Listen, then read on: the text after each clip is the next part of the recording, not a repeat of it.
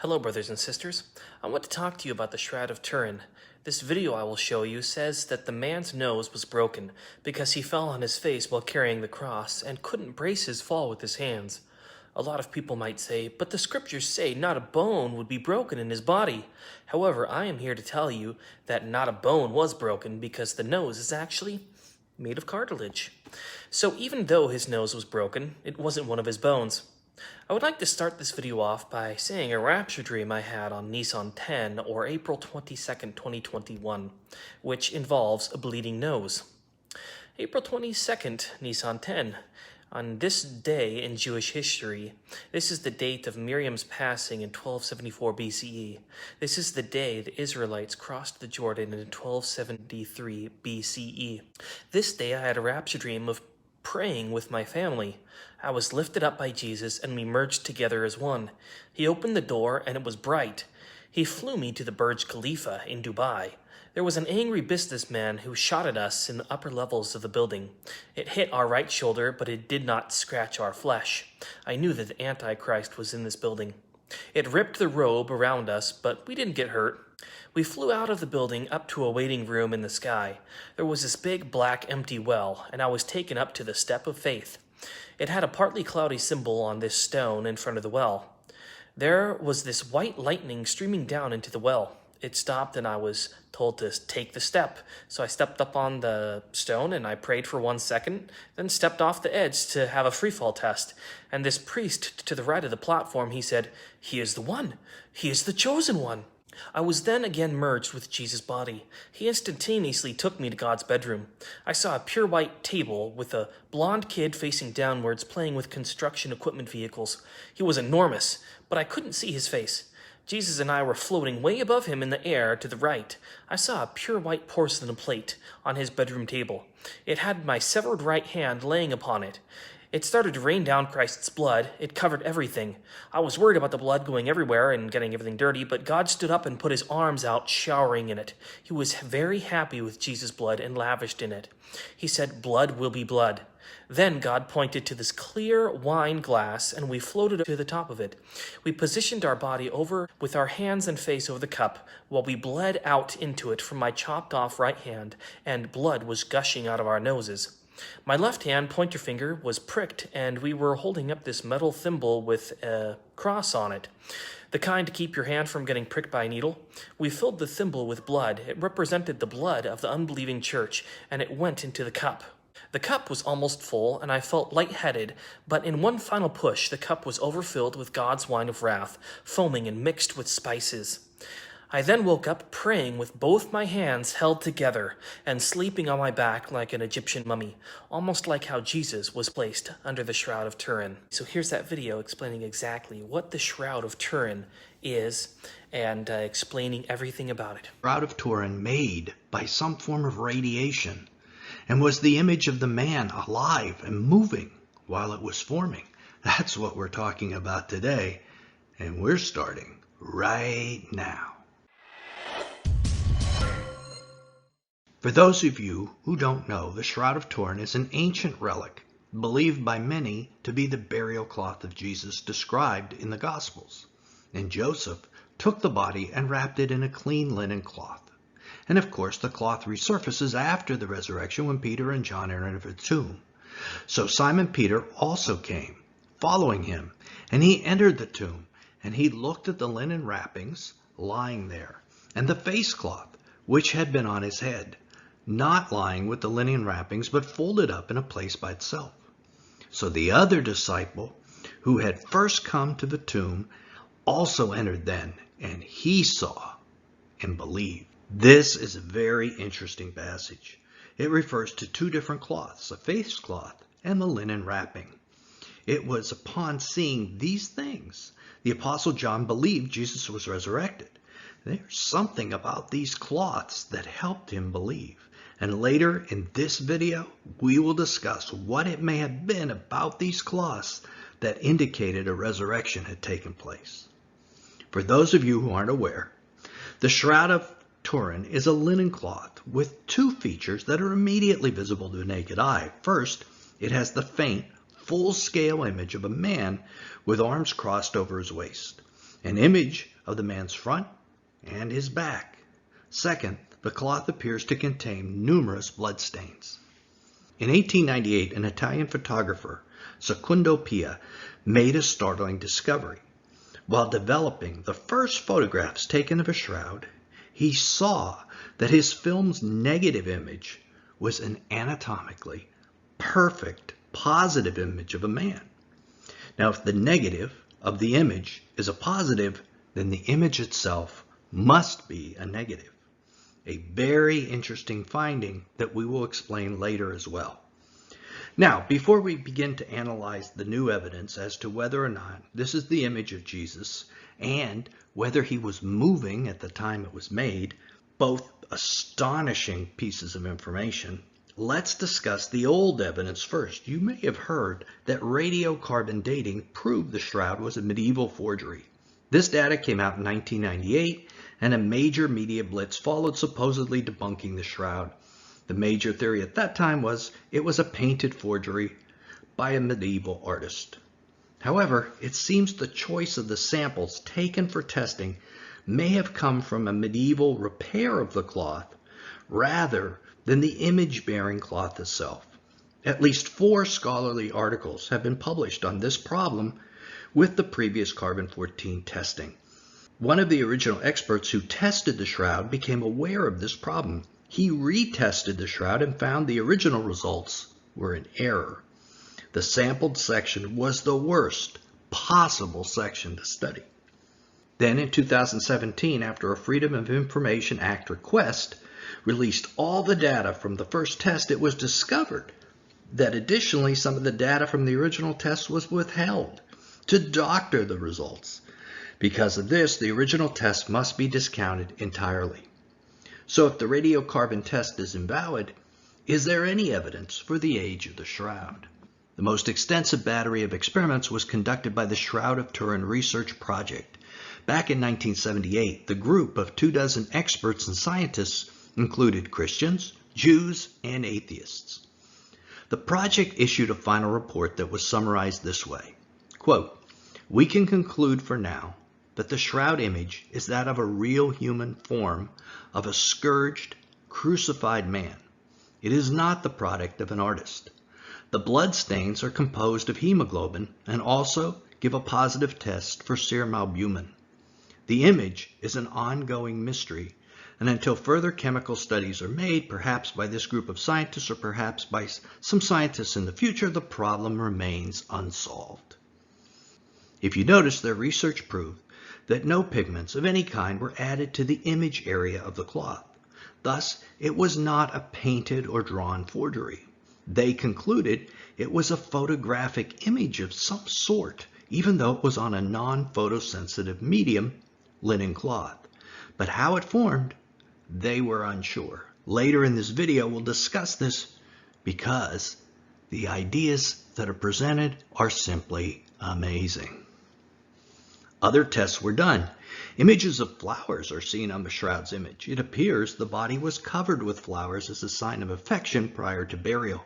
Botanist Avinoam Danin of the Hebrew Institute of Jerusalem determined where the shroud originated based on a comprehensive analysis of the pollen taken from the shroud and the plant images associated with it. Much of the pollen is native only to the area around Jerusalem, and some are not still in existence, which dates the cloth to no later than AD 800.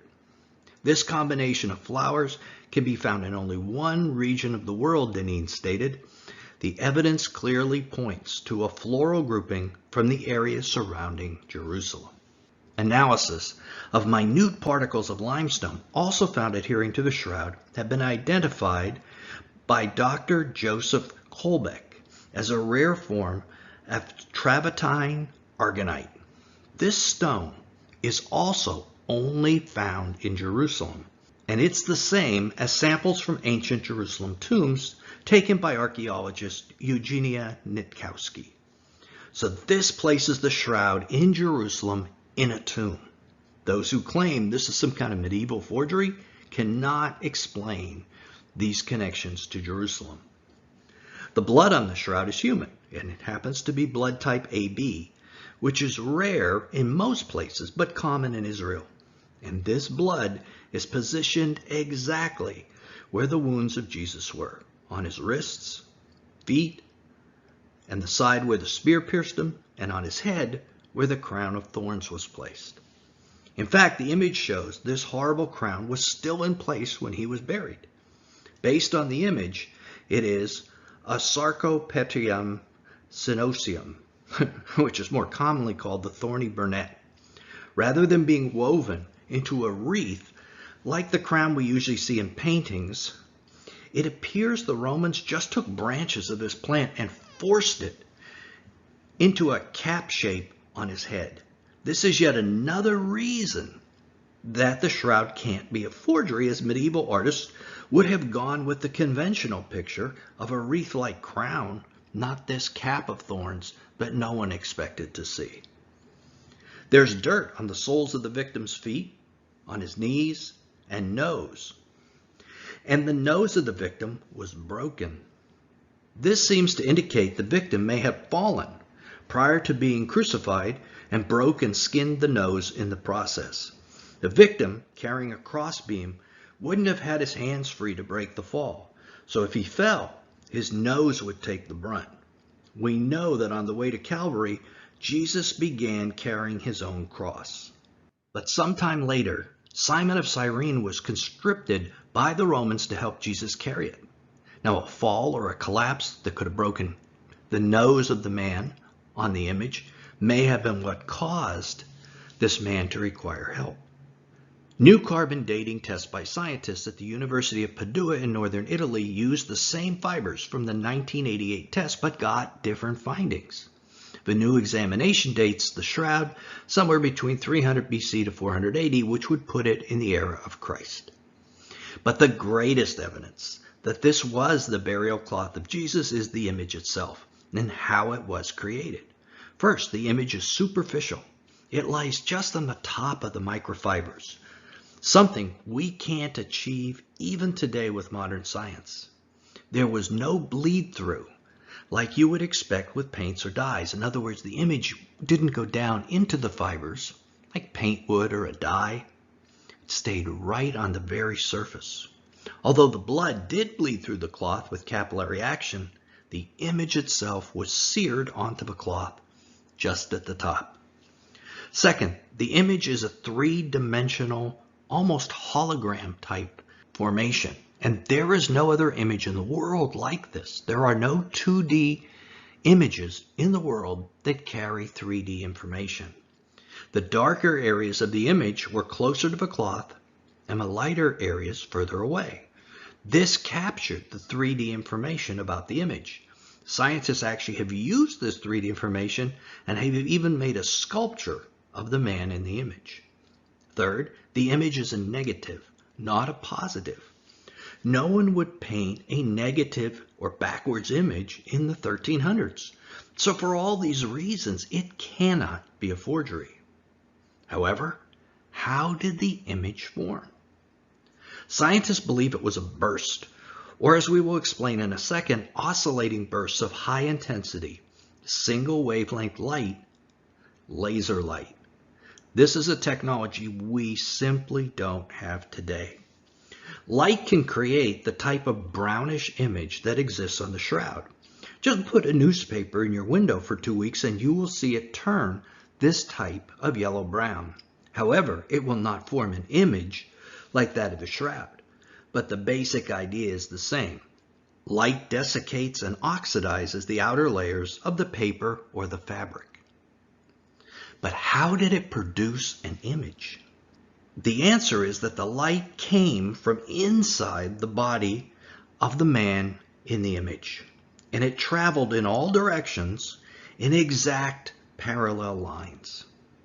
That's laser light, those exact parallel lines. Scientists have estimated the power to produce this type of image exceeds all the electrical power generated in the entire Earth at one time. It is only possible supernaturally. But this isn't the most amazing aspect of a shroud image. The International Institute for Advanced Studies of Space Representation scientists in Paloma, Italy, have presented research that the body of the man was in motion when the image was produced. Yes, you heard me right. The body appears to have been moving. Now we know that because the image isn't a single exposure, but a combination of multiple exposures, sort of the way a strobe light photography can follow the path of a tennis ball or a golf swing. The image on the shroud shows various objects in motion, like the nails in the man's wrist and feet, the tefillin on his arms, and his belt buckle moving up and down with his breath. The Italian Institute's research shows that multiple exposures of these very easy to track items on the body of the man are present in different positions, showing that his hands and feet and his chest, when he breathed, were moving. Current theory is that the light that produced the image was oscillating, producing light in bursts, just like a strobe light would. This accounts for the multiple exposures, one with each burst of light, which in turn accounts for why certain areas of the shroud image are somewhat fuzzy. Movement would make those areas seem out of focus. Now, how could the body of a dead man be moving in the image? This was obviously a burial shroud. The eyes of the man are closed and covered with coins or buttons. So if this is Jesus and he is moving, it is the exact moment of the resurrection prior to him opening his eyes. Can you see why God might want to keep evidence such as that to share with the world? But where did the light come from? This is something that no one can answer other than Jesus himself. One theory is that it came from his DNA activating. It's an interesting theory. Studies from as far back as 1984 show that active DNA produces laser light, but of very low intensity. Now, the DNA of God might have quite a different intensity, like we said, greater than all the electricity on Earth. It is also thought that the body was levitating at the moment the image was being made.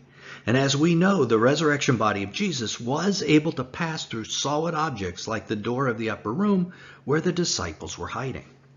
This could explain why John believed when he saw the burial cloth of Jesus.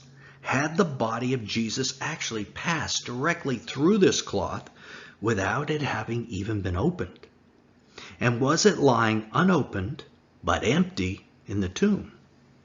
Now, another theory is that John saw the image of his Lord on the cloth, the Shroud of Turin, the same image we're talking about today. Now, either theory could account for John's reaction. But you know what? I bet you're thinking, hey, wait a minute, Nelson. You've been going on and on. But what was that you said about nails, coins, and a belt buckle?